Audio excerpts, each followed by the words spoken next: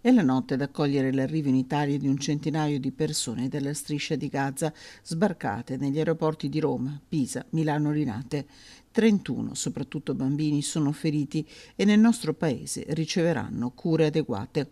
Dei 31, 6 atterrati in Lombardia grazie agli operatori del SUEM 118 sono già arrivati negli ospedali del Veneto. A Verona saranno curati un quindicenne con ferite da scoppio e una bambina di 8 anni.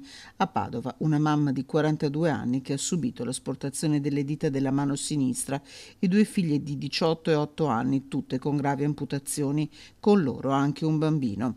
Un'accoglienza che si farà carico di dare ospitalità alle famiglie grazie a una sinergia creata dall'Associazione Sanitari per Gaza e dall'Associazione Padova Abbracci Bambini, che già accoglie 9 piccoli pazienti con le loro famiglie, aiutandoli anche nell'inserimento scolastico e che sta ricevendo tantissimo aiuto dai cittadini.